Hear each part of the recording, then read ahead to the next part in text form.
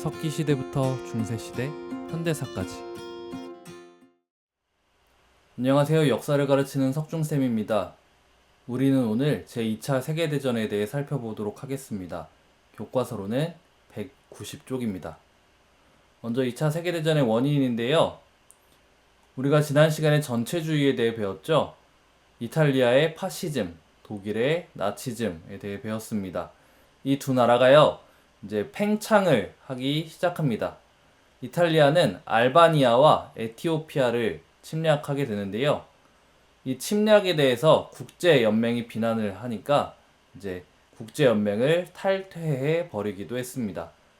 독일도 지난 시간에 이야기했듯이 독일인들의 생활권을 주장하면서 팽창을 했는데요. 라인란트 지방에 군대를 주둔시키고 오스트리아, 수데텐 지방, 체코슬로바키아 등을 합병하게 됩니다. 영국과 프랑스 등 서유럽 세계는요, 1차 세계대전의 비극을 다시 반복하고 싶지 않았고요. 그리고 반공을 내세우던 나치 독일이 이제 소련의 공산주의 세력의 확대를 막아줄 것이라는 그런 생각을 해서 이런 확장을 묵인하게 됩니다. 그런데 이제 독일이 계속해서 확장을 꾀하면서 폴란드 지역의 땅까지 요구하게 되니까 이 요구에 대해서는 영국과 프랑스 등도 이제 너무한 요구다라고 생각이 드는 거죠. 그래서 영국과 프랑스는 폴란드와 동맹을 맺어서 사실상의 거부 의사를 밝힙니다. 그런데 결국 독일이 폴란드를 쳐들어가면서 제2차 세계대전이 발발하게 됩니다.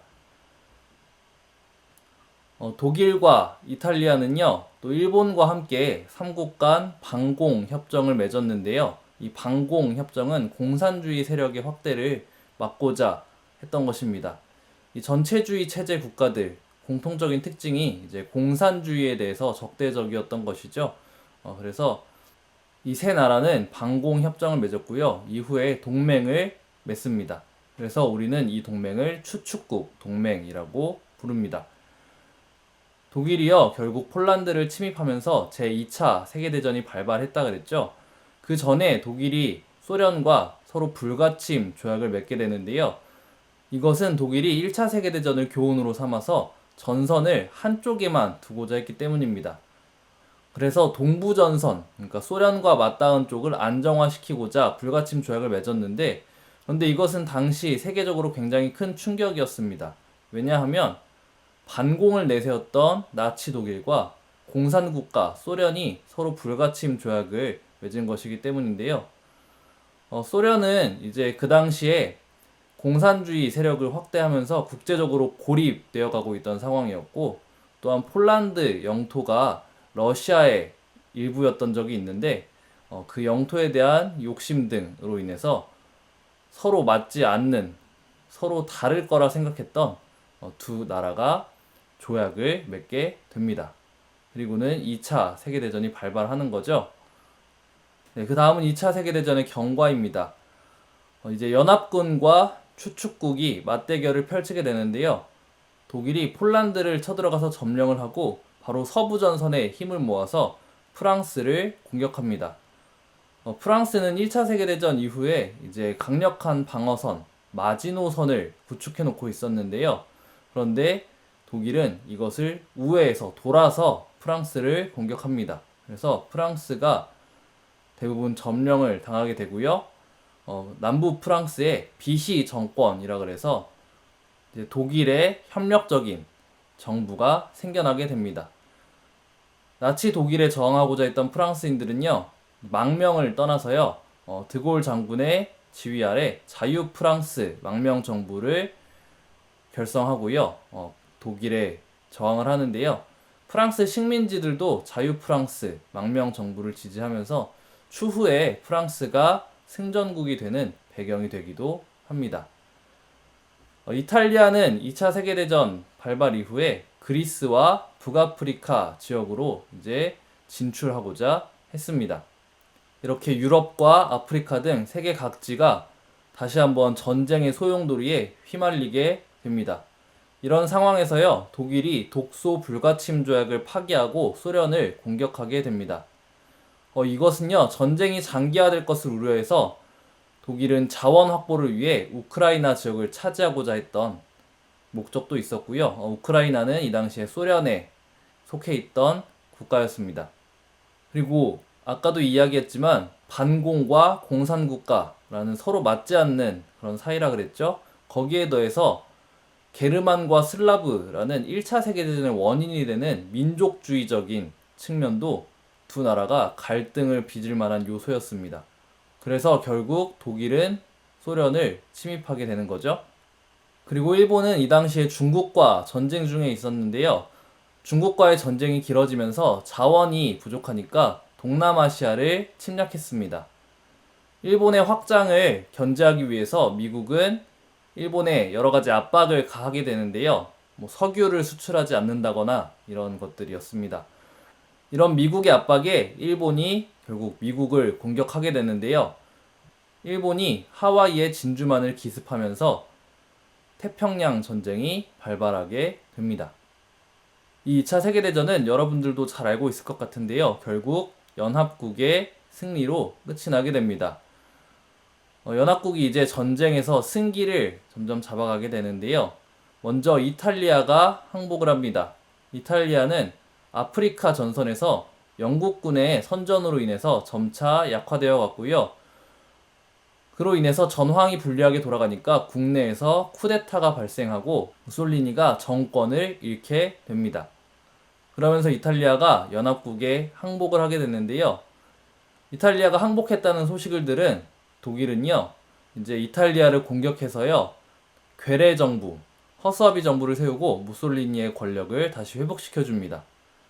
이렇게 독일이 유럽 대륙에서 세력을 떨치고 있는 그런 상황을 타개하기 위해서 연합국이 상륙작전을 계획하고 실시하게 되는데요. 그것이 노르망디 상륙작전입니다. 이 작전은 성공적으로 이루어져서요, 파리를 해방시키고 독일로 진격하게 됩니다. 소련도요, 이제 동부전선에서 스탈린그라드 전투를 승리하고 독일로 진격을 하게 됐는데요. 이렇게 양쪽에서 독일로 진격해 오게 되니까 결국 독일은 무조건 항복을 하게 됩니다. 그리고 이제 태평양 전선에서 일본은요, 미국에게 히로시마, 나가사키에 원자폭탄 투하를 당하게 되고요. 그 이후에 소련이 일본에게 선전포고를 하고 만주 지역으로 쳐들어오게 되니까 일본도 무조건 항복을 하게 됩니다. 그렇게 두 나라의 항복으로 이제 2차 세계대전이 끝이 나게 됩니다. 이 2차 세계대전의 직간접적인 영향으로요, 5천만 명에서 7천만 명에 가까운 사람이 전 세계에서 사망했다고 합니다. 그러니까 어마어마하게 큰 비극이었다는 거죠. 이러한 전쟁의 결과를 처리하기 위해서 이제 전쟁 중에 여러 가지 회의가 있었는데요. 대서양 헌장과 카이로, 얄타, 포츠담 회담에서는 전후 처리를 어떻게 할 것인가에 대한 회의를 연합국의 수뇌부들이 모여서 여러 차례 회의를 가졌습니다. 독일은 미국과 영국, 프랑스, 소련이 분할 점령을 했고요. 그리고 동서 분리 후에 이제 국가를 수립하게 됩니다. 그래서 동독과 서독으로 나뉘어서 국가가 세워지게 되죠. 그리고 일본은 미군정 아래에 들어가게 되는데요. 그래서 미군의 감시를 받게 됩니다. 그러다가 이제 샌프란시스코 조약으로 국권을 회복하고요.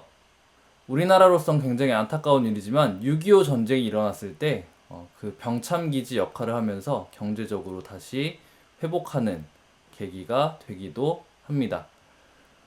어쨌든 2차 세계대전으로 인해서요, 전 세계에 굉장히 큰 피해가 있었고, 다시는 이런 비극이 있어서는 안 되겠다라는 생각에서 이제 국제연합이라는 기구를 창설하게 되는데요. 세계 평화에 대한 염원을 반영해서요, 그 이전에 국제연맹에는 없었던 여러 가지 기능들을 포함하게 됩니다. 전쟁 방지와 평화 유지를 위해서 국제연합군과 평화유지군을 운용하기로 한 것인데요. 그래서 이제 군사력을 활용해서 세계 평화를 위협하는 세력을 막겠다라는 그런 결정을 하게 되는 거죠. 그리고 그 세계 평화 유지를 위해서 국제연합군이 처음으로 결성된 것이 6.25 전쟁이었습니다. 2차 세계대전 이후의 세계는요, 이제 미국과 소련의 대립으로 자본주의 진영과 사회주의, 공산주의 진영으로 나뉘어서 이제 냉전이라고 부르죠. 이 두 진영은 군사력과 경제력을 키우면서 서로를 견제하고 또한 때로 갈등하며 경쟁했는데요. 아시아 지역에서 특별히 6.25 전쟁, 베트남 전쟁 등 실제로 두 진영이 맞붙은 사례들도 있었습니다. 그 외에 여러 지역의 국제 분쟁에서 두 진영이 서로 다른 입장을 보이면서 갈등하는 사례들도 많이 있었습니다. 1960년대 말이 되면요, 이제 대탕트라 그래서 두 진영 사이에 화해 분위기가 나타나게 되고요. 그리고 1991년에는 결국 소련이 그리고 공산권이 붕괴하게 되면서 냉전 체제가 무너집니다. 그래서 현실에서의 사회주의 실험, 공산주의 실험이 실패했다라고 이야기를 하는데요. 그 이후에 이제 미국이 주도 역할을 하기도 하고 중국과 G2라 그래서 경쟁을 하기도 하는 그런 모습을 이제 우리가 보게 되죠. 그렇게 오늘날까지 세계의 역사가 흘러오고 있습니다. 지금까지 우리가 한번 세계사를 간략하게 살펴보았는데요. 여러분들한테는 많은 내용이었지만 더 많은 이야기들과 사건들이 사실 역사 속에는 있었습니다. 마지막으로 우리가 한번 생각해 보았으면 좋겠는데요. 지금까지 세계사를 배우면서 어떠한 교훈을 얻었는지 또 무엇을 여러분들이 배우고 느꼈는지 한번 생각해 보고 이야기해 보았으면 좋겠습니다. 네, 이렇게 해서 세계사 수업을 마쳐보도록 하겠습니다.